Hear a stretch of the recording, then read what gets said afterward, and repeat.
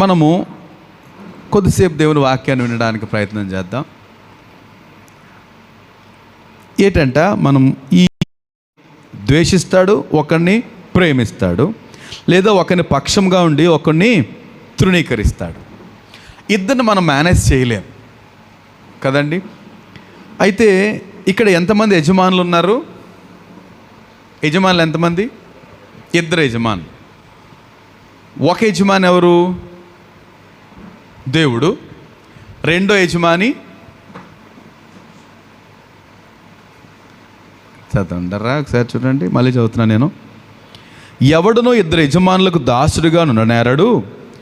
అతడు ఒకని ద్వేషించి ఒకరిని ప్రేమించును, లేదా ఒకని పక్షముగా నుండి ఒకని తృణీకరించును. మీరు దేవునికిని సిరికిని దాసులుగా ఉండనేరరు. అంటే ఇప్పుడు ఇద్దరు యజమానుల పేర్లు చెప్పండి నాకు.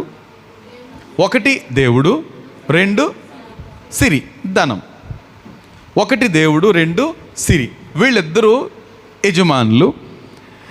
అయితే మనము గత వారం కూడా చూసాము, ఈ సిరి, ఈ ధనాన్ని గురించి విస్తారమైన మాటలు ఇక్కడ 19వ వచనం నుంచి ఉన్నాయి.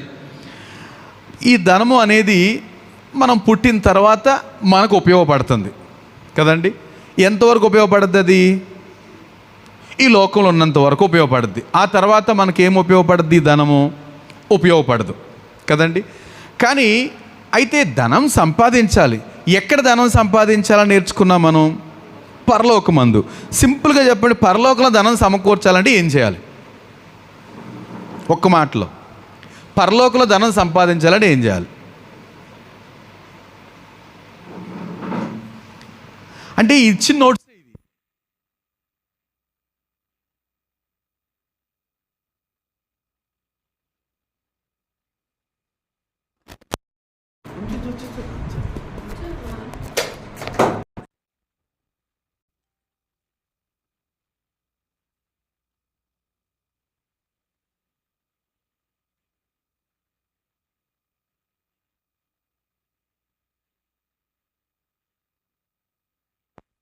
పరలోకంలో ధనం సమకూర్చాలంటే ఏం చేయాలి?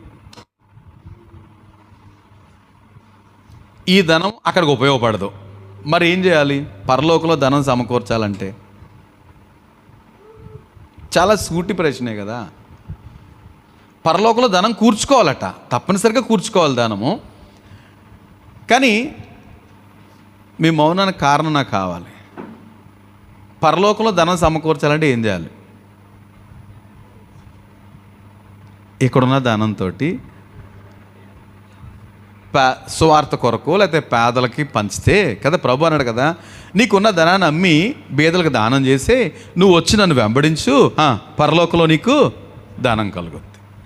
అక్కడ దొంగలుండరు, తుప్పు పట్టదు, చిమ్మిట కొట్టదు. కనుక అక్కడ ధనాన్ని సంపాదించుకోవాలి అని చెప్పండి మాట. కనుక ఇక్కడ సిరి అనే దాని గురించి, లేదా ధనాన్ని గురించి గమనిస్తే, ఈయన ఒక యజమాని. ఎవరు? సిరి అనే ఆయన, ఈ ధనము యజమాని.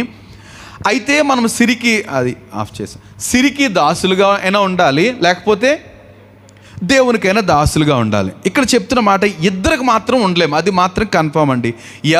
ఇద్దరిని మనం ఇద్దరిని మేనేజ్ చేయలేము. ఎవరినో ఒకరినే మేనేజ్ చేయాలి. ఒక్కరికే దాసులుగా ఉండగలుగుతాము. ఒకవేళ ఇద్దరికి ఉండగలిగితే ఖచ్చితంగా వారిద్దరికీ న్యాయం చేయలేం. ఒకరిని ప్రేమిస్తాం, ఒకరిని ద్వేషిస్తాం. ఇంకొకటి ఏంటంటే, ఒకరికి పక్షంగా ఉంటాం, మరొకరిని తృణీకరిస్తాం. అయితే ఈరోజు ఈ ధనాన్ని గురించి మనం ధ్యానం చేసాం కాబట్టి నా ధ్యానం ఏంటంటే, మనకి యజమానుడు ఉన్నాడు, దేవుడే మనకి యజమానుడు అనే దాని గురించి, యజమానుడా అనేది ఆలోచించాలి. దాసుడవు అనే మాట, దాసుడవు, మనం దాసులమే. దేవునికా సిరికా? ఏమండి, మనం దాసులం. అయితే దేవునికైనా దాసులుగా ఉండాలి, లేకపోతే సిరికైనా దాసులుగా ఉండాలి. అబ్బాయి నేను చాలా జాగ్రత్తగా మేనేజ్ చేస్తానంటే కుదరదు. మనము దాసులుగా ఉండాల్సింది దేవునికైనా దాసులుగా ఉండాలి, లేకపోతే సిరికైనా దాసులుగా ఉండాలి. కొన్ని మాటలు నేను మీ ముందు పెట్టాలని ఆశపడుతున్నా. కనుక ఒకవేళ ఇద్దరు యజమానులు అనుకుంటే దేవుడే యజమాని అంటే ఆయనకి ఎందుకు దాసులుగా ఉండాలి? ఆయన యజమానుడు ఎలాగయ్యాడు? కొన్ని వచనాలు మీ ముందు పెట్టడానికి నేను ఈ విధంగా ప్రేరేపించబడుతున్నా, ఈ మాటను ఈ విధంగా ధ్యానం చేయటానికి. ఏమండి, ఇది కొంతమంది మాటల్లో మనం చూడాలని, అంటే దేవుడు మనకి యజమాని అనటానికి ఆయన పలికిన మాటలేంటి, తర్వాత దావీదు పలికిన మాటలేంటి, అపోస్తలుల మాటలేంటి, లేకపోతే పౌలు ప్రవక్తల మాటలేంటి అనేది కొంచెం చూస్తే మనకి ఈరోజు ఈ గండం గట్టెక్కేస్తుంది. గండం అంటే ఏంటి? ఈ సమయం, సువార్త సమయం గట్టెక్కేస్తుంది. చూద్దాం ఒకసారి. ఆయన మాటల్లో మీ ముందు పెట్టడానికి ప్రయత్నం చేస్తాను.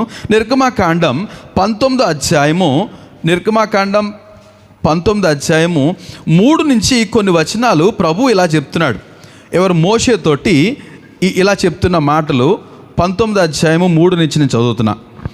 మోషే దేవుని యొద్దకు ఎక్కిపోగా యెహోవా ఆ పర్వతము నుండి అతన్ని పిలిచి, దేవుడు చెప్తున్న మాటలు కొంచెం గమనించండి. ఆయన ఎందుకు యజమానుడు అవుతాడో, కనుక మనం ఎందుకు దాసులం అవ్వాలో అనేది కూడా మనకు అర్థమైపోతుంది.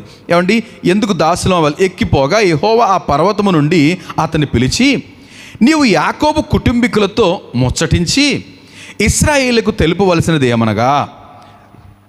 ఏంటంటే యాకోబు కుటుంబీకులతో ఏం చేయాలంట? ముచ్చటించాలి. ముచ్చటించి నీవు ఇశ్రాయేలుకు తెలుపవలసింది ఏంటంటే, నేను ఐగుప్తీయులకు ఏమి చేసినో మిమ్మును గ్రద్ద రెక్కల మీద మోసి నా యొద్దకు ఎట్లు చేర్చుకుంటేనో మీరు చూచితిరి. ఒక ఎవిడెన్స్ ఇస్తున్నాడు ప్రభు. జరిగిపోయిన విషయాన్ని జ్ఞాపకం చేస్తూ, గ్రద్ద ఏ విధంగా తన పిల్లల్ని, లేకపోతే రెక్కల మీద తన పిల్లల్ని మోస్తాదో అలాగా మోసి నా యొద్దకు మిమ్మల్ని ఎట్లు చేర్చుకుంటేనో మీరు చూచితిరి. కాగా మీరు నా మాట శ్రద్ధగా విని నా నిబంధనను అనుసరించి నడిచిన ఎడల మీరు సమస్త దేశంలో నాకు స్వకీయ సంపాద్యం అగుదురు. ఇశ్రాయేలుకు దేశం ఉంది కదా, సమస్త దేశాల్లో స్వకీయ సంపాద్యం ఎందుకు అవుతారండి? ఒక మాట ఆలోచించాలి. ఏంటండి? ఇశ్రాయేలుకంటూ సొంత దేశం ఉంది, కానీ ప్రభు ఏమంటున్నాడు? మీరు సమస్త దేశంలో నాకు స్వకీయ సంపాద్యముగా ఉంటారు. సమస్త దేశాలు అంటే ఇశ్రాయేలీలు, లిటరల్గా లేకపోతే శారీరకంగా ఇశ్రాయేలీలు. ఈరోజు మనము సమస్త దేశముల్లో దేవునికి ఎలా ఉంటామట? మనము స్వకీయ సంపాద్యం అగుదురు. కనుక అక్కడ ఉన్న మాట ఏంటంటే తెలుసా అండి? సమస్త భూమియు నాదే కదా. ప్రభు అంటున్న మాట ఏంటంట?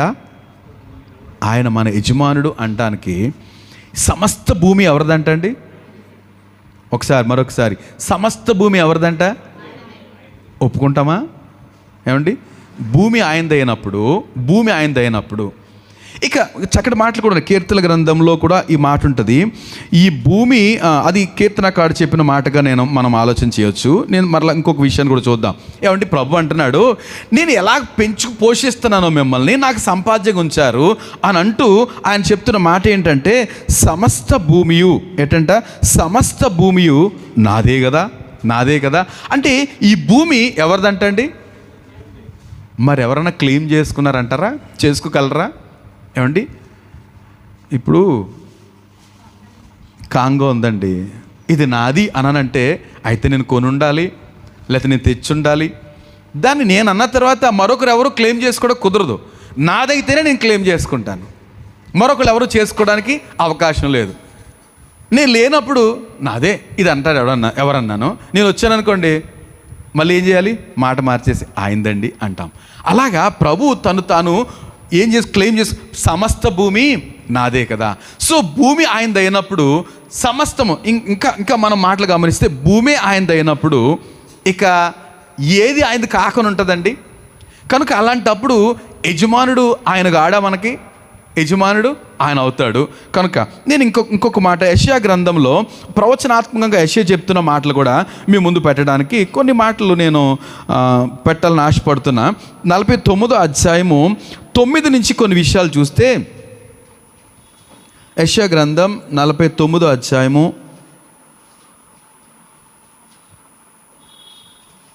49 కాదు,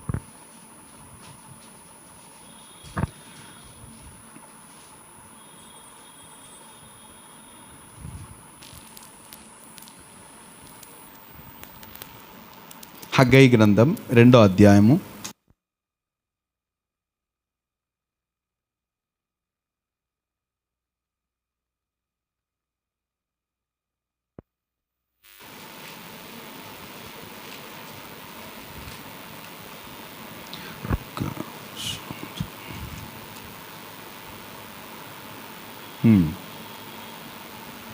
ఏమండి 18వ అధ్యాయం, ఆ తర్వాత వెళ్దాం అక్కడికి. యెషయా గ్రంథం 49 కాదు కానీ నేను చెప్తా.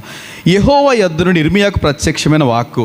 ఏమండి ఇక్కడ ప్రభు ఒక ఎగ్జాంపుల్ ఏం చెప్తున్నారంటే, ప్రవక్తను కుమ్మరింటికి వెళ్ళమన్నాడు ఆయన కదండి.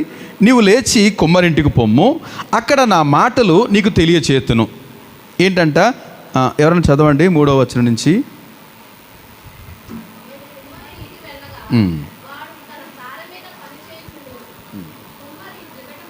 చేయుచున్న కుండ వాని చేతిలో విడిపోగా ఆ జిగటమన్ను మరలా తీసుకొని కుమ్మరి తనకు యుక్తమైనట్టుగా దానితో మరి ఒక కుండ చేశాను. ఏమండి ఈ మాట గమనిస్తే తర్వాత ప్రభు అంటాడు కదా, మరి ఒక కుండ చేశాను. అప్పుడు 5వ వచనం అంటాడు, 6వ వచనం, ఇశ్రాయేలారా ఈ కుమ్మరి మంటికి చేసినట్లు నేను మీకు చెయ్యలేనా? ఏమండి ఇప్పుడు మనం ఎవరమంటే జిగటమన్ను కదండి, మనము జిగటమన్ను, ఆయన పరమ కుమ్మరి. అట్లాంటప్పుడు ఆ కుమ్మరి తన ఇష్టానుసారంగా మంటిని చేయటానికి అధికారం ఉందా లేదా అండి? ఏమండి మరొక భాగంలో ఉంటుంది కదా, కుమ్మరి లేకపోతే పెంకు అయిన, ఇర్మియా గ్రంథమా యెషయా గ్రంథమా ఆ మాట ఉంటుంది, కొండ పెంకులో పెంకు అంటాడు. ఆ పెంకు నన్ను ప్రశ్నిస్తుందా, కుమ్మరిని ప్రశ్నించగలుగుతుందా అంటాడు. ఏంటంటే కదండి మనము ఆయన చేసిన పని రైట్. 45వ అధ్యాయం అండి, 45వ అధ్యాయము 9 యెషయా గ్రంథం నేను చదువుతున్నాను. మంటి కుండ పెంకులలో ఒక పెంకయుండి తను సృష్టించిన వానితో వాదించు వానికి శ్రమ. ఏంటంట, మనం ఎవరమండి? మంటి పెంకులో పెంకు. ఇలాంటి మంటి పెంకు కుమ్మరి వాని దగ్గరికి వెళ్ళి నన్ను ఎందుకు ఇలా చేసావు అంటదండి? అంటదా? కుమ్మరిని ప్రశ్నించి చాలదు, నన్ను ఎందుకు ఇలా చేసావు అని అనడానికి ఛాన్స్ లేదు. మనం గమనిస్తే ఇంకా వీనికి జిగటమన్ను దాన్ని రూపించిన వానితో నీవేం చేస్తున్నావు అని అనదగదట. తర్వాత వీనికి చేతులు లేవని నువ్వు చేసినది నీతో చెప్పదగునా? ఏంటండి, కొండ చేసింది, ఆ కొండ వచ్చి మా బాస్కి లేతే నన్ను చేసినోడికి చేతులు లేవు అన్నదనుకోండి, ఎంత హాస్యాస్పదంగా ఉంటుంది అది. ఏమండి అంటే మనల్ని నిర్మించిన వాడు ఎవరట? భూమి ఆయనది. ఏమండి తర్వాత మనల్ని నిర్మించిన వాడు కూడా ఆయనే. సో భూమి ఆయన అధికారి లేకపోతే యజమానుడు. ఆ భూమి మీద నిర్మించిన మనకి యజమానుడు ఎవరు? ఆయనే. ఆయన చేతులే మనకి రూపునిచ్చినవి. ఏమండి ఈ కనుక మనం ఆయన ప్రశ్నించజాలం, ఎందుకు ఇలా చేసావు అని అనడానికి ఛాన్స్ లేదు. ఎందుకు ఇలా చేసావు అంటానికి కుదరదు. నేను ఇంకా చదువుతున్నా చూడండి. నీవు ఏమి కనుచున్నావని తన తండ్రితో చెప్పువానికి శ్రమ, నీవు గర్భము ధరించినదేమి అని స్త్రీతో చెప్పువానికి శ్రమ. ఇంకా ఇశ్రాయేలు పరిశుద్ధ దేవుడు సృష్టికర్త అయిన యెహోవా ఈ మాట సెలవిచ్చున్నాడు, రాగల వాటిని గూర్చి నన్ను అడుగుదురా. అంటే ఏంటంట, అక్కడ ఏముంది? రాగల వాటిని గూర్చి నన్ను అడుగుతారా అంటే అడగండి అని కూడా ఉంటుంది. తర్వాత నా కుమారులను గూర్చియు నా హస్తకార్యములను గూర్చియు నాకే ఆజ్ఞాపింతురా. ఏమండి దేవుని బిడ్డల గురించి, దేవుని కార్యాల గురించి దేవునికి ఆజ్ఞాపిస్తామా అంటూ క్వశ్చన్ మార్క్ అక్కడ ఉంది కదా. అక్కడ ఏముందండి? ఆజ్ఞాపించుడి. ఆయన హస్తకార్యాల గురించి ఆయనకి ఆజ్ఞాపించవచ్చట. ఇక్కడ మనం గమనించాలి ఒక్క నిమిషం. అంటే దేవుని చేతి పనుల మీద అధికారం ఎవరికి ఉంది? దేవునికి ఉంది. ఆ అధికారాన్ని ఎవరికి ఇవ్వడానికి ఇష్టపడుతున్నాడు? ఆయన మనకి ఇవ్వడానికి ఇష్టపడుతున్నాడు. మీకు మరొకసారి జ్ఞాపకం చేస్తున్నా కదండి, ఈ సృష్టిని గురించి దేవుడు అంతా చేసి భూమి, సూర్యుడు, చంద్రుడు ఇవన్నీ చేసిన తర్వాత అధికారాన్ని ఆదాముకి ఇచ్చాడు. ఆదాము జార విడుచుకుని ఎవరు కొట్టేశారు దాన్ని? అపవాది కొట్టేశాడు. సో దేవుని పిల్లలకి తిరిగి మళ్ళీ అధికారం ఇవ్వడానికే యేసు ప్రభు లోకానికి వచ్చారు.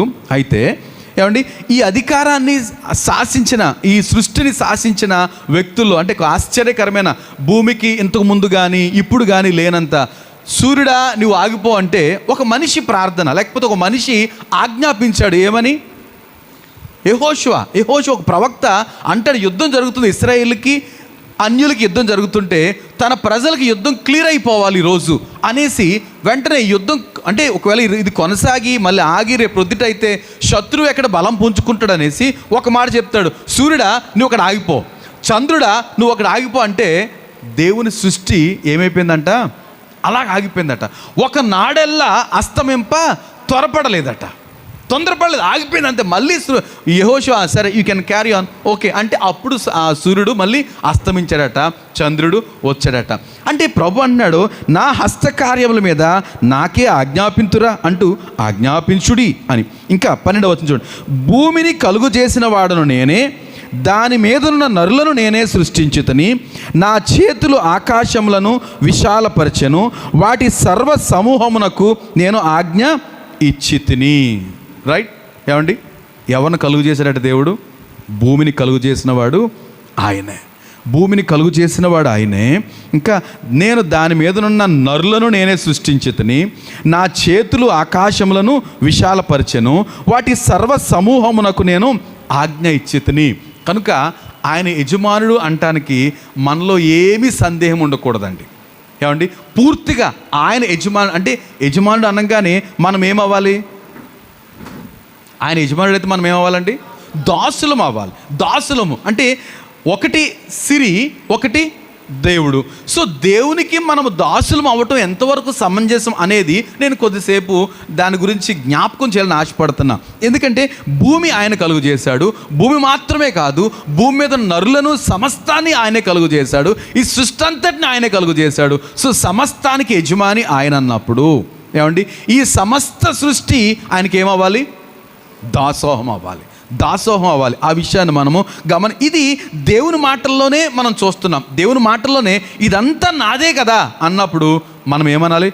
తల వంచి నమస్కరించి, అవునయ్యా ఇదంతా మీదే, మేము నీకు దాసులము. మనం దాసులం అంటే మరి దేనికి దాసులు కాకూడదు?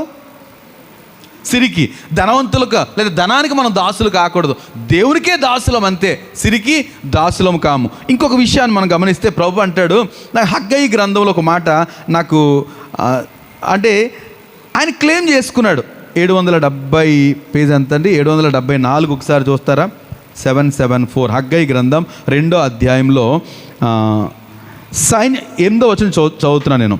ఇదే సైన్యములకు అధిపతిగా యెహోవా వాక్కు, వెండి నాది బంగారము నాది, ఇదే సైన్యములకు అధిపతిగా యెహోవా వాక్కు. ఏంటంటండి? వెండి, ఇది చూడాలి, వెండి నాది బంగారము నాది ఆయన క్లెయిమ్ చేసుకుంటున్నాడు. అంటే మనం ధరించేది లేకపోతే ఈ లోకంలో అంతా కూడా వెండి బంగారము నాదే. ఇశ్రాయేలుతో అంటాడు ప్రభు, మీరు ఐగుప్తు వెళ్తారు కదా, అక్కడ బోళ్ళు ఖనిజాలు ఉన్నాయంటాడు, కొండల మీద మీరు ఖనిజాలు తవ్వి తీయొచ్చు అంటాడు. అంటే భూమి అందులోని సమస్తము ఆయనదే. కనుక ప్రభు అంటున్నాడు, వెండి నాది బంగారం నాది, ఈ భూమి నాది, సర్వము నాదే, నేనే సృష్టించాను. సో వెండి బంగారం కూడా నాదే. ఆయన మన యజమానుడు, రైట్, మనము ఆయనకు దాసులము. ఇది దేవుని మాటల్లో మనం చూసామండి, దేవుని మాటల్లో. కనుక ఆయన పరమ కుమ్మరి, మనము మంటిమి. కనుక పూర్తిగా ఆయనకి ఎల్లప్పుడూ దాసోహం అయిపోవాలని, అంటే మరి దేనికిని మనము దాసులం కాకూడదు, రైట్. ఇప్పుడు దావీదు మాటల్లో కూడా కొన్నిసార్లు మన దేవుడు అనుకున్నాడు ఓకే, కానీ దావీదు మాటల్లో చూస్తే మొదటి దినవృత్తాంతాలు 29వ అధ్యాయంలో మీ ముందు పెట్టాను. కొన్ని విషయాలు చూద్దాం. 29వ అధ్యాయము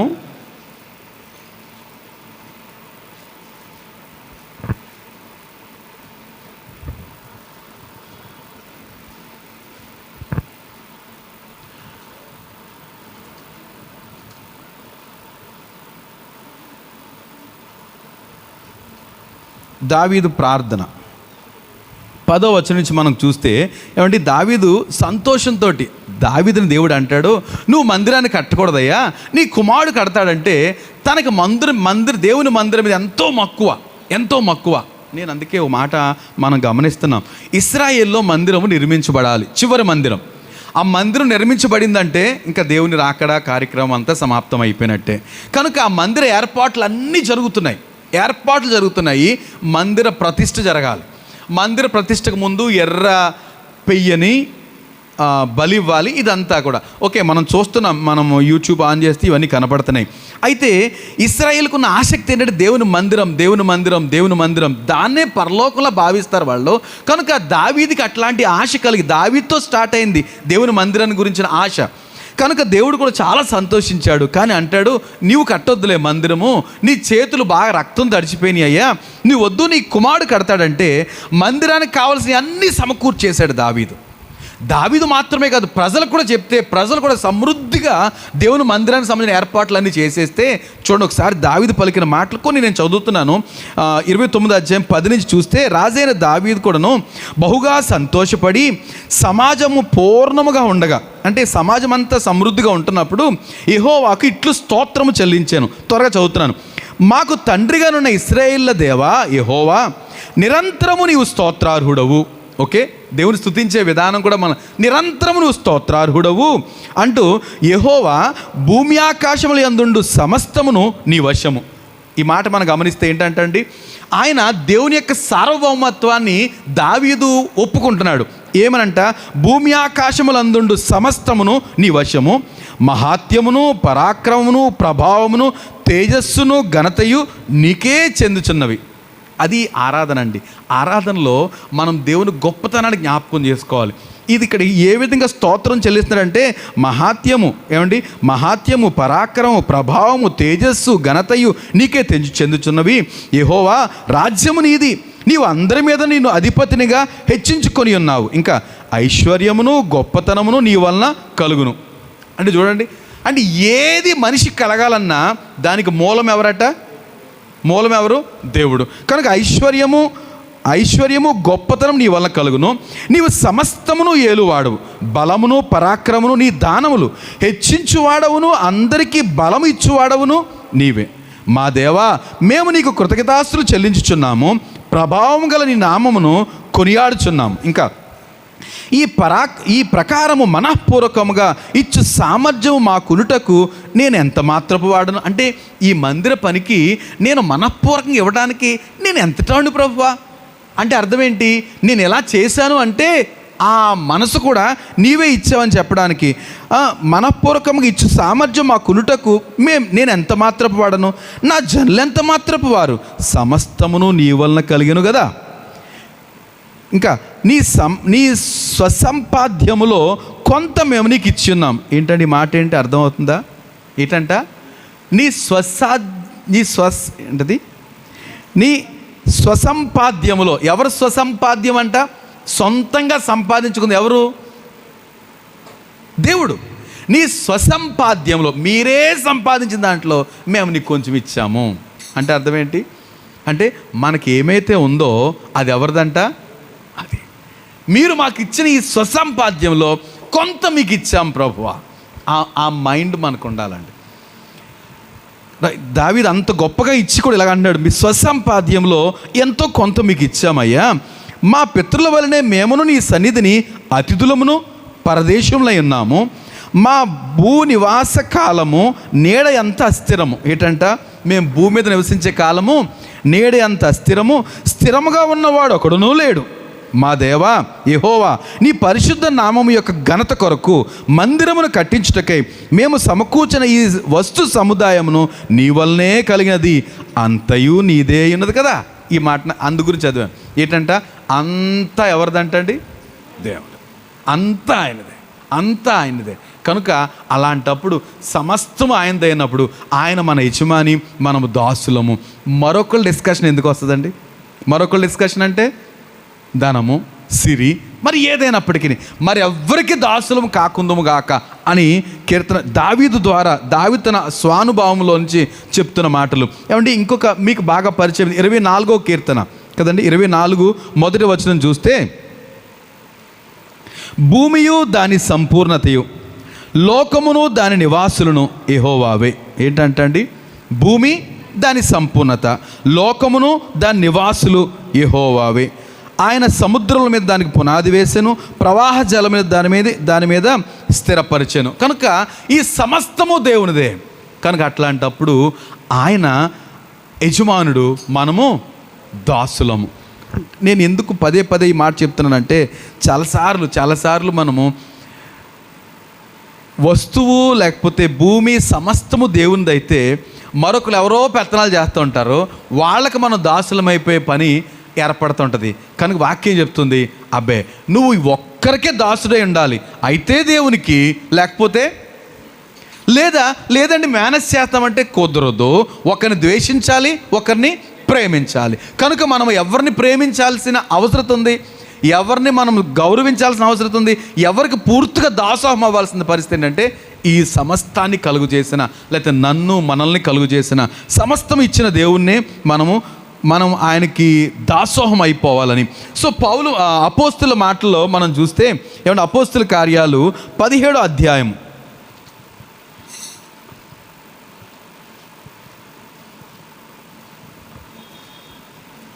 17వ అధ్యాయము అపోస్తుల కార్యాలు 17వ అధ్యాయము 24-25 వచనాలు చదివితే, జగత్తును అందలి సమస్తమును నిర్మించిన దేవుడు ఏంటంటే అండి, మరొకసారి అంటే ఒక్కసారి కాదు, పలుసార్లైనా ఉన్నది. ఎన్నిసార్లు ఉందో పరిశుద్ధ గ్రంథంలో ఈ జగత్తును అందలి సమస్తమును. అంటే ఎందుకు మరలా ఇవి మాటలు జ్ఞాపకం చేసుకోవాలంటే, మనము ఇంత గొప్ప యజమానుడు, సమస్తము సృష్టించిన యజమానునికి ఎంత ఆనర్ చేస్తున్నాం, మనం ఎంత ఘనపరుస్తున్నాము, ఎట్లాంటి స్థానాన్ని ఇస్తున్నాము అనేది మనం చెక్ చేసుకోవాలి కదండి. ఒక మాట ఉంటుంది కదా, ఎవరైతే దేవునికి ప్రథమ స్థానం ఇవ్వరో ఏంటంట, మరి ఏ స్థానం ఇవ్వనట్టే లెక్క. ఎవరైతే అంటే ఇట్లాంటి అవసరం అంటారండి, దేవునికి ప్రథమ స్థానం అవసరమా చెప్పండి? దేవునికి ప్రథమ స్థానం ఇవ్వాలా? ఏదో మా అమ్మ అనుకుంటే హాయ్ సార్ అంటే సరిపోతుందా? కాదు కదా. మన ఉనికి, మనం ఇలా ఉన్నామంటే, ఇట్టి స్థితి కలిగి ఉన్నామంటే సమస్తానికి మూలమైన దేవునికి ఫస్ట్ ప్రిఫరెన్స్ ఇవ్వాలి. తర్వాత మరెవరికైనా తర్వాత మరి దేనికైనా. కానీ ఫస్ట్ ప్లేస్ విషయంలో మాత్రం మనం అజాగ్రత్తగా ఉంటే, ఏమండి, నిర్లక్ష్యం చేస్తే దెన్ మనము చాలా నష్టపోతాము. అది దేవునికి మహిమ కాదు. ఇక్కడ చెప్తే చూడండి, జగత్తును అందలి సమస్తమును నిర్మించిన దేవుడు తానే ఆకాశమునకును భూమికిని ప్రభువైనందున. ఈ మాట నేను సంతోషంతో పలుకుతున్నాను.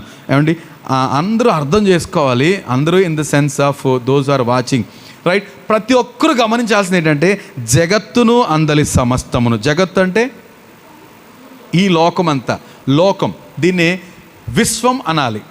ఏమండి, మొత్తం అంతా కూడా మేము 7th class 6th 7th social స్టడీస్కి వెళ్తుంటే అది చదివే కొలది అర్థం, అంటే ఎంత విస్తృతమైన సృష్టియో ఈ జగత్తు అనుకుంటే. ఏమండి, ఈ సోలార్ సిస్టమ్ లేకపోతే సూర్యుడు 8 గ్రహాలు, 8 ప్లానెట్స్, ఇట్లాంటివి కొన్ని లక్షలు ఉన్నాయట, కొన్ని మిలియన్స్, కొన్ని మిలియన్స్ లేకపోతే లక్షలే, కొన్ని లక్షలు ఉన్నాయట. ఆ లక్షల సూర్య లేకపోతే ఈ కుటుంబాలని ఏమన్నారు? పాలపుంత యూనివర్స్ అన్నారు. దాన్ని యూనివర్స్ అన్నారు. యూనివర్స్ అంటే గెలాక్సీ అంటే ఇట్లాంటి సూర్య కుటుంబాలు కొన్ని లక్షల కొలది ఉన్నాయి. దాన్ని గెలాక్సీ అంటే పాలపుంత అని కూడా అంటారు. ఇలాంటి పాలపుంతలో ఏమండి కొన్ని లక్షల గెలాక్సీలు ఉన్నాయి కదా. ఈ పాలపుంతలో కొన్ని లక్షల కోట్లు ఉన్నాయట. దాన్నే విశ్వం లేకపోతే యూనివర్స్ అన్నారు. ఏమండి, ఇంకా అంటున్నారు కదా, ఇది రోజు రోజుకి ఎక్స్టెండ్ అవుతుందట. ఏంటి, ఈ విశ్వము రోజు రోజుకి ఎక్స్టెండ్ అవ్వడం అంటే అది కొత్తగా తయారవ్వట్లేదు. దాన్ని రీచ్ అవ్వడానికి దాన్ని గమనించడానికి రోజు రోజుకి సరిపోవట్లేదు. ఎంత గొప్ప శాస్త్రవేత్తలకైనా ఈ సృష్టి యొక్క చివరిది కనపట్టలేదు. అంత విస్తృతమైన సృష్టి. సో జగత్తు అనడానికి అంత పెద్ద మాటను ఉపయోగించాలని ఆశపడుతున్నా. ఇదంతా ఎలా జరిగిందంట? నోటి మాటతో. సో ఈ నోటి మాటతో ఇంత జగత్తును అందలి సమస్తాన్ని కలుగు చేసిన దేవుడు ఆయన దేవుడు తానే ఆకాశమునకును భూమికిని ప్రభువైనందున. అప్పుడు చెప్తున్నాడు, హస్తకృతములైన ఆలయముల్లో ఆయన నివసింపడు. ఇంకా ఆయన అందరికీ జీవమును ఊపిరిని సమస్తమును దయచేయువాడు. ఏమండి, ఏంటంట? మన అందరికీ జీవము ఊపిరి కలుగు చేయవాడు దేవుడే. ఏమండి, అలాంటప్పుడు మరి ఎంత శ్రద్ధగా దేవుడిని వెతకాలి మనం. ఏమండి, మనం మన మన క్రియలు ఎలా ఉంటాయంటే పర్లేదులే దేవుడే, పర్లేదులే దేవుడే అంటానికి కుదురుతుందా? మన జీవము, మన ప్రాణము, మన ఊపిరి ఆయనే అయినప్పుడు మరి ఎంత శ్రద్ధగా మనం దేవుని వెతకాలి. ఏమండి, ఎంత శ్రద్ధగా తన యాజమాన్యానికి మనం ఒప్పుకోవాలి, ఎంత శ్రద్ధగా మనము ఆయన దాసత్వానికి, ఆయనకి దాసులం అయిపోవాలి. ఈ విషయాన్ని మనము గమనించాలి. రైట్, ఇది అపోస్తుల మాటలు. అపోస్తులు చెప్తున్న మాటలు ఏంటంటే, జగత్తును అందలి సమస్తమును నిర్మించిన దేవుడు తానే ఆకాశమునకును భూమికిని ప్రభు అయినందున, తర్వాత ఆయన అందరికీ జీవమును ఊపిరిని సమస్తమును దయచేవాడు. కనుక నేను ఏ ఉద్దేశంతో మాట్లాడుతున్నానంటే, ఒకవేళ మనలో దేవుని పట్ల చిన్న అభిప్రాయం ఉంటే, లేకపోతే రోజులో ఎవరికి మనం ప్రథమ స్థానం ఇస్తున్నాం, ఎవరికి దాసులం అవుతున్నాము అనేది మనం ఆలోచించాలి. అది దేవుడు కాక మరి దేనికైనా అయితే మాత్రం మనము చెక్ చేసుకోవాలి. ఏమండి, మనము దాసోహం అవ్వాల్సింది ఖచ్చితంగా ఇదంతటికీ మూల కారణమైన దేవునికే దాసోహం అవ్వాలి, కానీ మరి దేనికి దాసోహం కాకూడదు అనేది ఈరోజు నా వాక్య సారాంశం. రైట్, పౌలు మాటల్లో కూడా చూద్దాం ఒక్క నిమిషము. రోమాపత్రిక 9వ అధ్యాయము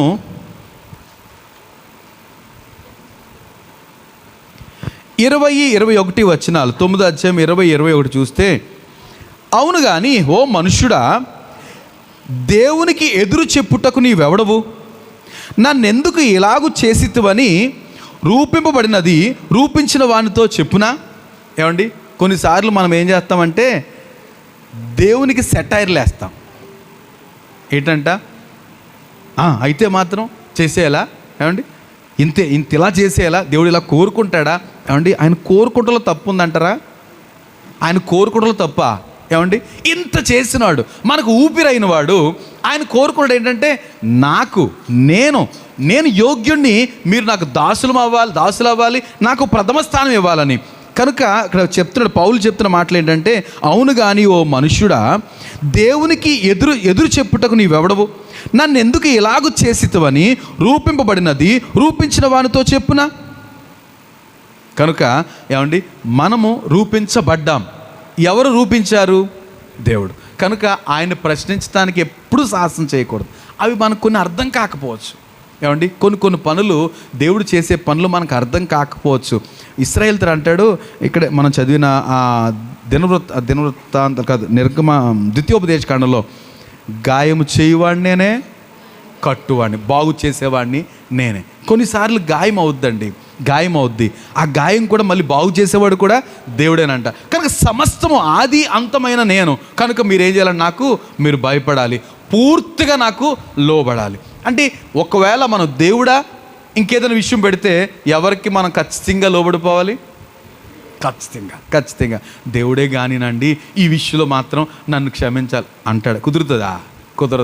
కుదరదు. ఎట్టి పరిస్థితుల్లోనూ ప్రభువుకే ఆ ప్రథమ స్థానం ఇవ్వాలి.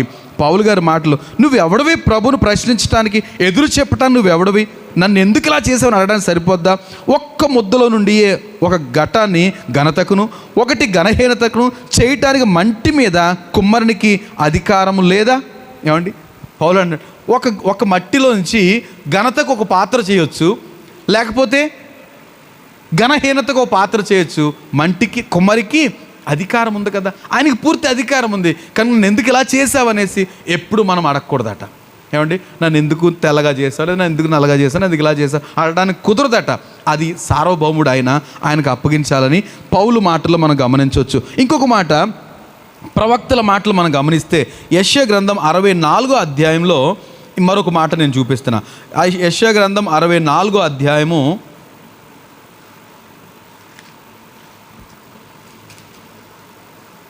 8వ వచనం.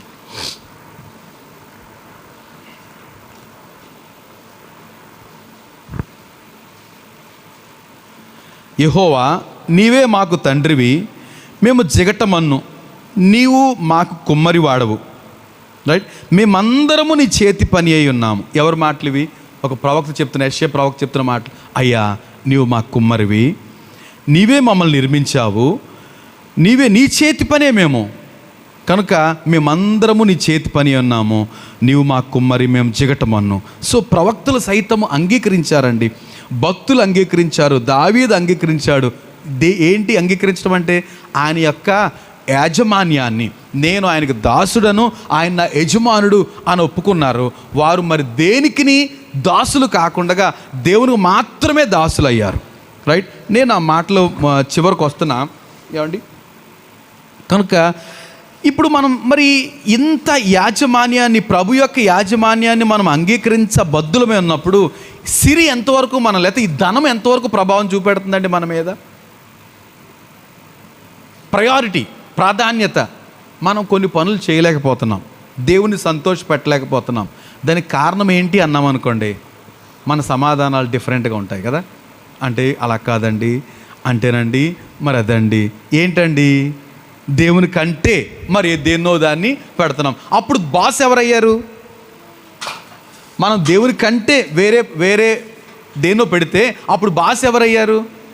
దేవుడు పక్కన పెట్టి మరి ఎవరినో బాస్ పెట్టాం. సహజంగా వాక్యం చెప్తుంది సిరి లేదా ధనము, అది మన బాస్ అయిపోయి, కనుక అమ్మో ఇలా చేస్తే ఇంత నష్టం వస్తుంది కదండి, దేవుని గురించి ఎలాగున్నా కానీ నష్టం వస్తుంది కదండి. కాబట్టి మనం ప్రయారిటీ ఎవరికి ఇస్తున్నామంటే అప్పుడు, లేకపోతే మన దాసులు ఎవరికంటే సిరికి దాసులం అయిపోతున్నాము.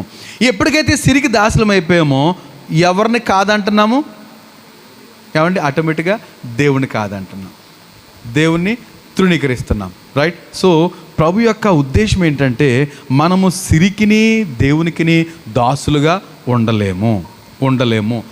ఈ లోకంలో ఈ సిరి అనేది పరలోక రాజ్యంలో ధనము సంపాదించడం కొరకు మనము సంపాదించాలి, దాని కొరకు ఖర్చు చేయాలి, దాని పరలోకంలో ధనం కొరకు సంపాదించే ప్రయత్నం చేయాలి. కానీ ఇక్కడ సంపాదించడం కొరకు దేవుని కార్యాలు అడ్డు పెట్టామనుకోండి, లేదా దేవుని కార్యాలకు ఆటంకం కలిగించామనుకోండి, లేదా దేవుని కార్యాలు మనం చేయలేకపోతున్నాం అనుకోండి, అప్పుడు ఏమవుతుంది?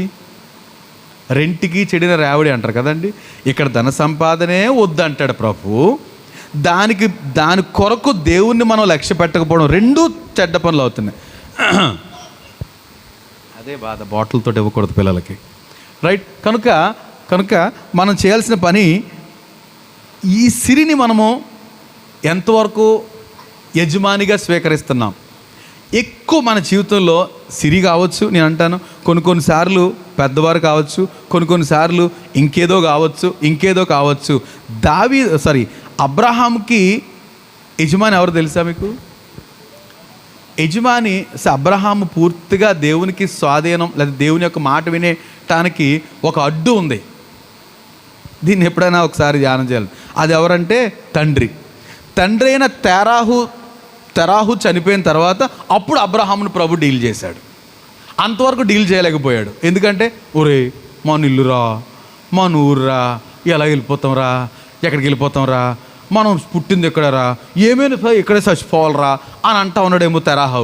కనుక తెరాహు చనిపోయిన తర్వాత అప్పుడు అబ్రహాం డీల్ చేశాడు దేవుడు. ఇంకా క్లియర్గా చెప్పాల్సి వస్తే లోతు తప్పుకున్న తర్వాత అప్పుడు తన ప్రత్యక్షతను ఇచ్చాడు.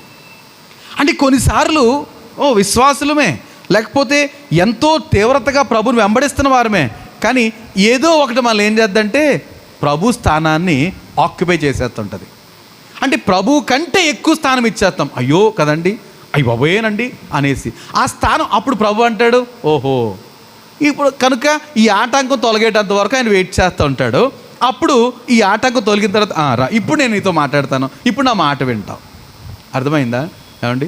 కొన్నిసార్లు ఈ ధనమే అడ్డం అయిపోతుంది మనకి. అడ్డమైపోతే ఓహో ఈ డబ్బున్నంత వరకు ఈ వ్యక్తి నా మాట వినరు. కాబట్టి ఏం చేయాలి చెప్పండి? ఏం చేస్తాడు? తీసి పక్కన పెడతాడు. అప్పుడు అయ్యో బాబోయ్, ఈ పరిసయ్యులంట, నేను ఒక మాట విన్నాను ప్రొద్దుట, పరిసయ్యులంట ఎంత ధనం సంపాదించుకుంటే దేవుని దయ మా పట్ల అంత ఉంది అనుకుంటారంట. అంటే ఎక్కువ సంపాదించుకుంటే ఎక్కువ దయ మా పట్ల ఉంది. మనం కూడా అలాగే ఉంటాం సుమారుగా కదండి. దేవుని దయ వల్ల అంటాం కదా, దేవుని దయ వల్ల అండి అంటూ ఉంటాం. అయితే ఈ మెటీరియల్ బ్లెస్సింగ్స్ దేవుని దయ అనుకుంటున్నాం, కానీ దేవుని దయకు దూరం చేసేది ఇది అని వాక్యం చెప్తుంది. ఏది? సిరి. ఏమీ లేనప్పుడు బాగానే ఉంటుందండి. వచ్చిన తర్వాత దీని కొరకు దేవుని పనిని మనం కట్ చేసామనుకోండి, అప్పుడు ప్రభు అంటాడు, నేనా నీకు బాస్ ఎవరు, నేనా పలానా అన్నప్పుడు ఏం మన సమాధానం, అబ్బాబా నువ్వే బాసు ప్రభువా, నువ్వే బాస్ అంటే మన నోరేమో నువ్వే బాస్ అంటది, మన పనులేమో అటువైపు చూపెడతా ఉంటాయి. కనుక వాక్యం చెప్తుంది, ఎవరో ఇద్దరు యజమానులకి దాసుడిగా ఉండనేరరు. కనుక ఆలోచన చేద్దాం. ఏమంటే భక్తులు, అపోస్తలులు, ఏమంటే ప్రవక్తలు దేవునికి ప్రథమ స్థానం ఇవ్వడానికి ఆయన యజమానుడిగా అన్ని పరిస్థితుల్లో స్వీకరించారు. కనుక ఈరోజు మనం కూడా ఆయన మన యజమానుడు, మనం ఆయనకే దాసులం అవ్వాలి. మరి దేనికి దాసులు కాకూడదు అనేది నా సారాంశం. ఈ వర్తమాన సారాంశాన్ని మనం జ్ఞాపకం చేసుకోవాలి. ఎందుకనంటే ఇక్కడ ధనం ఏమంటే సంపాదించాం. పౌలు ఒక మాట చెప్తాడు, నేను మొన్న కూడా చదివాను. మొదటి తిమోతికి రాసిన మొదటి పత్రిక 6వ అధ్యాయము 7-8 వచనాలు చదివితే, ఏమండి ఎవరైనా చదవండి. తిమోతి రాసిన మొదటి పత్రిక పౌలు ఏమండి 7వ వచనం చూస్తే, మనం ఈ లోకములకు ఏమీయూ తేలేదు, దీనిలో నుండి ఏమీయూ తీసుకొని పోలేము. ఏంటంటండి, ఏం తేలేదు. పుట్టేటప్పుడు ఏం తేలేదు, తీసుకెళ్ళేటప్పుడు ఏమీ తీసుకురాలేదు కదండి. ఈ మాట చెప్తారు. అలెగ్జాండర్ ద గ్రేట్ చచ్చిపోయేటప్పుడు అన్నాడంట, అరే నేను చచ్చిపోయేటప్పుడు నా సమాధులకు 2 కన్నాలు చేయండి, 2 చేతులు బయట పెట్టండి అన్నాడట. ఎందుకనంటే ఇదిగో ద గ్రేట్ అలెగ్జాండర్ ప్రపంచానంతా జయించేసినాడు, ఒట్టి చేతులతో వెళ్ళిపోతున్నాడు, ఏమీ తీసుకెళ్ళటలేదు. ఏమండి కనుక ఇక్కడ సంపాదించింది ఏది తీసుకెళ్ళలేమండి. ఒకవేళ ఏం జరుగుద్దంటే, ధనవంతుడు లాజరు గురించి ఈ విషయం ప్రభు చెప్పాడు. ఏమన్నాడంటే, ధనవంతుడు సౌఖ్యంగా పెరిగాడు, మంచి ఊదారంగు వస్త్రాలు ధరించాడు, చాలా అద్భుతమైన అందమైన కత్తిలాగా ఉండేవాడు, ఎప్పటికప్పుడు బాగానే ఉన్నాడు. ఈ దరిద్రుడు పెంట మీద ఉండేవాడు, వీడి పట్ల జాలి చూపించలేదు, తుడిచి పడేసిన రొట్టె ముక్కలు తిని బ్రతికాడు. ఆయన చనిపోయాడు, ఈయన చనిపోయాడు. ఆయన మాత్రం బహు ఘనంగా ఏం చేశారంట, ఏ కార్యక్రమాలు జరిగినాయి, అంతిమ కార్యక్రమాలు ఘనంగా జరిగినాయి, అద్భుతంగా. లోకమంతా వచ్చేసింది, భారీగా చాలా. ఈ దరిద్రుడు చచ్చిపోయాడట, ఈడ్చి పాడేసి ఎవరు లేరురా, మున్సిపాలిటీలు వచ్చారంటే ఎక్కడ తవ్వి పాతేశారు. కానీ పాపం ఈ ధనము బ్రదర్కి అక్కడ ఉపయోగపడలే, ఎక్కడ పరలోకంలో ఉపయోగపడలేదు.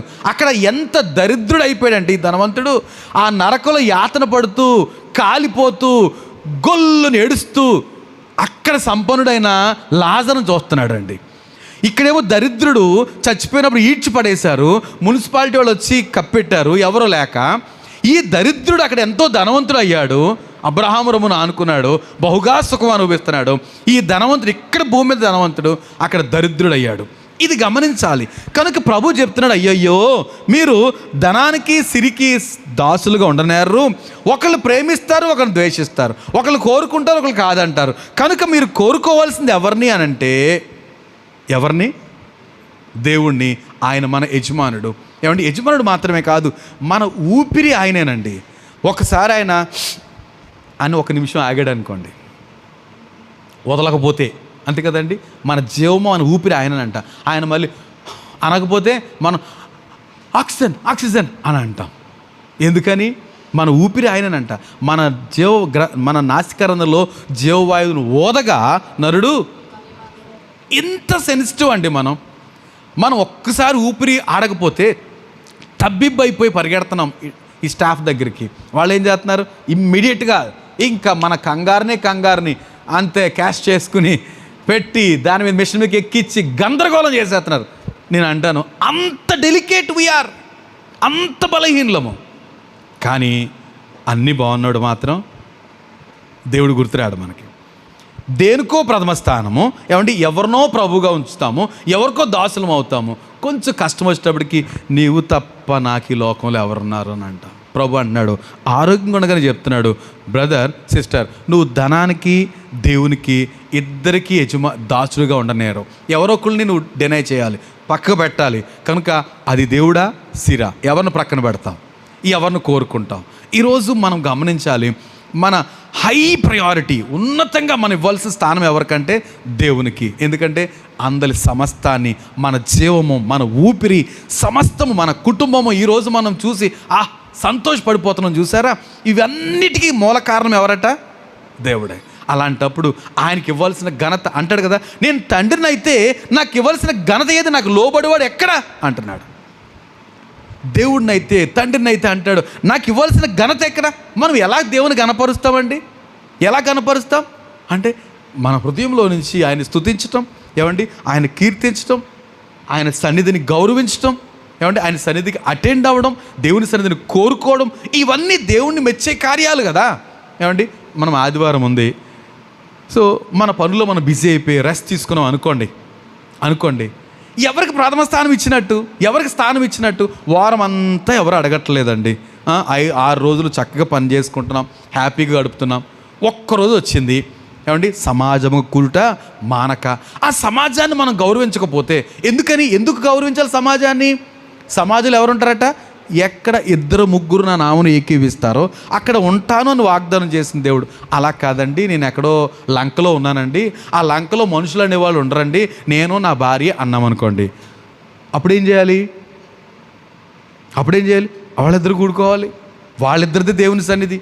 2-3 అన్నారు కదా, అంతే. దేవుని సన్నిధిని అబ్జర్వ్ చేయాలి. ప్రభువా, మేము ఎక్కడికి వెళ్ళటానికి అవకాశం లేనప్పుడు, అవకాశం లేదు కనుక నేను మహింపరచక మేము ఇష్టపడుతున్నాం, మేమిద్దరే ఉన్నాం, అది కూడా మంచిదే.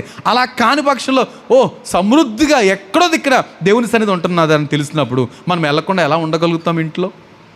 కనుక ఎవరికి ప్రార్థిస్తాం, ఎవరికి దాసులం అయిపోతున్నాం మనం అంటే రెస్ట్కా? ఏమండి, రెస్ట్ అవసరం, శరీరం రెస్ట్ అవసరం. అందుకనే దేవుని ఉన్నతమైన ప్రణాళిక. ఒకసారి అందరూ దేవుని స్తోత్రం చెప్తారా? ఈ లోకమంతా సృష్టించిన దేవుడు నరుని చేసిన తర్వాత ఆయన రెస్ట్ తీసుకుని మీకు కూడా రెస్ట్ అవసరం అన్నాడు ప్రభు. అది గుర్తొచ్చిన ప్రతిసారి నేను ఎంత సంతోషిస్తాను. లోకంలో మీరు ఎక్కడన్నా చూడండి, ప్రపంచంలో ఏ మూలకన్నా వెళ్ళండి, 7 రోజులు పని చేయించుకునేవాడు ఎవడో ఉండడు, పనికిమాలిన కొన్ని కార్పొరేట్ స్కూల్స్ తప్ప. వాళ్ళు ఆదివారం కూడా స్కూల్ పెట్టేస్తారట. నేను అంటాను, ఇబ్బందులు పడిపోతారు వాళ్ళు. ఏ ఉద్దేశంతో స్కూల్ పెడుతున్నారో ఖచ్చితంగా వాళ్ళు ఇబ్బంది పడతారు. ఎందుకని? వాక్య వ్యతిరేకం అది.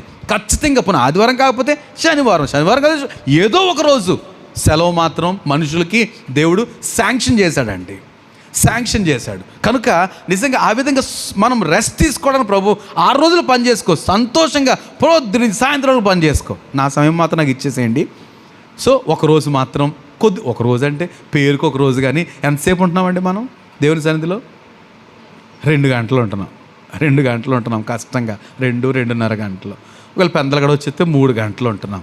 ఏమండి, ఆ 3 గంటలే ఆ ఫీలింగ్, అమ్మయ్య గుడికెళ్ళి వచ్చేసాం, ఎంత ప్రశాంతంగా ఉంటుంది.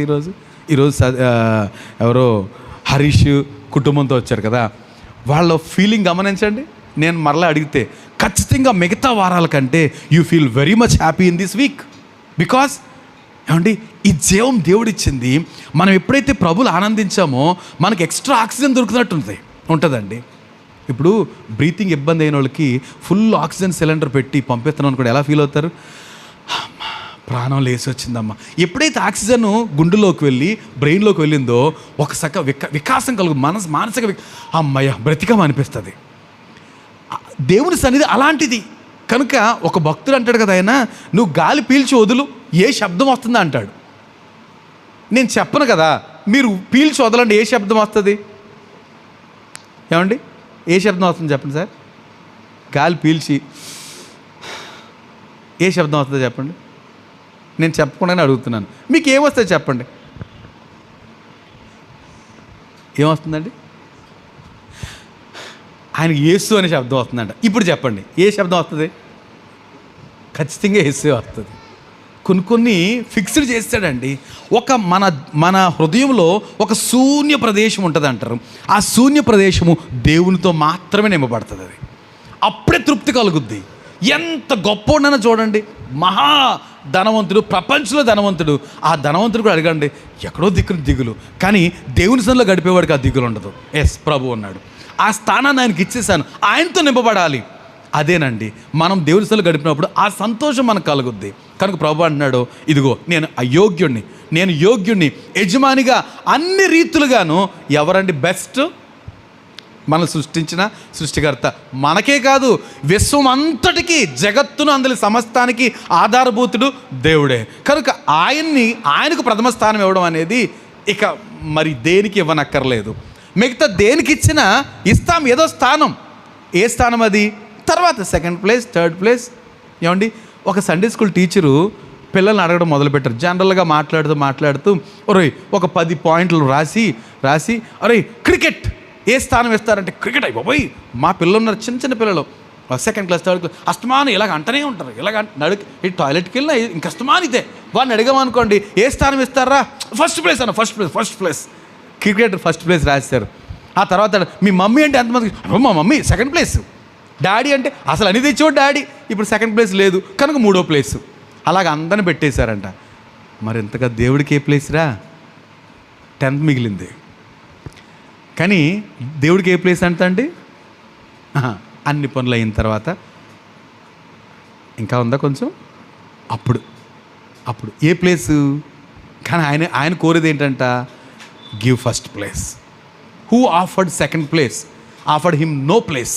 ఆ దేవుని కనుక సెకండ్ ప్లేస్ ఇచ్చామా, 2వ స్థానం ఇచ్చామా, ఏ స్థానం ఇవ్వనంటే కారణం ఏంటంటే ఆయన మొదటి స్థానానికి పాత్రుడండి. ఆయన మొదటి స్థానానికి పాత్రుడు. మన డిస్కషన్ కానీ, మన పనులు కానీ, మన ప్రాధాన్యతలు కానీ ప్రభువును ఉన్నతంగా పెట్టకపోతే ఆ విషయంలో మనం తక్కువ చేసిన వాళ్ళమే. ఆయన అంత ఘనతకు పాత్రుడు. కనుక మనమేమి తేలేదండి. మనం ఈరోజు ప్రభువుగా స్వీకరిస్తున్నా ఏం సందేహం లేదు. ఎవరిని? సిరిని, ఈ ధనాన్ని ప్రభువుగా స్వీకరిస్తున్నాం. చాలాసార్లు మనం నొసటితోటి కాదనొచ్చు, కానీ మన క్రియలన్నీ అవునన్నడే చెప్తున్నాయి. ఎందుకు అడిగారు అనుకోండి, మిమ్మల్ని బాగా మెచ్చిన వాళ్ళు, తెలిసిన వాళ్ళు, ఏంటి ఎందుకు రాలేదు లేకపోతే ఎందుకు చేయలేదంటే అదే ఏదో చెప్తాం. దీని అంతటికి కారణం ఎక్కడో కనెక్ట్ అవుద్ది. ఎక్కడంటే సిరి లేదా ధనము లేదా ఇంకేదన్నా. కానీ ప్రభు అంటున్నాడు, నాకే ప్రథమ స్థానం ఇవ్వాలి, నేను అందుకు యోగ్యుణ్ణి. కనుక ఏమీ తేలేదు. ఈ ధనమంతా ఎంత దూరం అంటే ఇక్కడ వరకు ఉపయోగపడుతుంది, వెళ్ళిపోయేటప్పుడు ఎందుకు ఉపయోగపడదు. ఏమండి, మొన్న ఎవరు అంటారు కదా, కరోనాలో ఎంతమంది శ్రీమంతులు బోల్డ్ డబ్బుండి కూడా డబ్బులు ఏమి చేయలేకపోయినాయి. ఏమండి, నిజంగా గొప్ప కోటీశ్వరులు చనిపోయారు. మళ్ళీ ఎలాంటి మరణం అంటే దయనీయమైన, మొదట్లో చాలా భయపడిపోయారు కదండి. కనీసం ఆ పేషెంట్ దగ్గర డాక్టర్ వెళ్ళలేదు. నాకు దయనీయమైన విషయం ఏంటంటే, కొంతమంది 10 రోజులు హాస్పిటల్లో ఉంటే ఏమండి, ఆ 10 రోజులు స్నానాలు లేవట, బట్టలు మార్చలేదట. ఒకవేళ 10 రోజులు చనిపోతే వెళ్ళేటప్పుడు ఎలాంటి నైటీలోనో ఎలాంటి బట్టలు తెల్లారో 10వ రోజు అదే బట్టలతోటి తిరిగి మార్చురీకి లేకపోతే బెరిల్ గ్రౌండ్కి తీసుకెళ్ళిపోయిన పరిస్థితి అండి. ఏమండి, ఎంత ధైర్యం. 10 రోజులు అసలు జబ్బు పడిన వాళ్ళు ఎంత కేర్గా ముందు ఈ హజార్డ్ లేకపోతే జాగ్రత్త అవేమి లేవు. భయం, ఎవరికి వాళ్ళకి భయం. సో అలాంటి భయంకర రోజుల్లో మనం ఉన్నామండి. కనుక ఊరికి ఎందుకు ఈ శరీరాన్ని కానీ లేదా దాన్ని ఊరికే మేనేజ్ చేసి ప్రాధాన్యతల విషయంలో ప్రభువు టిక్కు పెట్టడం మానేసి మరి దేవునికి మనం తెలియకుండానే మన స్వభావ సిద్ధంగా దేవుని ప్లేస్లో మరి ఎవరికో టిక్కు పెట్టేస్తున్నాం. ఆలోచించేద్దాం. సో ఏమి ఉపయోగపడదు. సో దేవునిక సిరిక. ఇంకా మనం గమనిస్తే ఈ చివరి వరకు ఉండేది రాజ్యం ఎవరిదండి? ఒక రకం చెప్పాల్సి వస్తే ప్రకటన గ్రంథం మనం చూద్దాం. ఒక్క నిమిషం చివరికి వచ్చేస్తున్నా. ప్రకటన గ్రంథం 11వ అధ్యాయము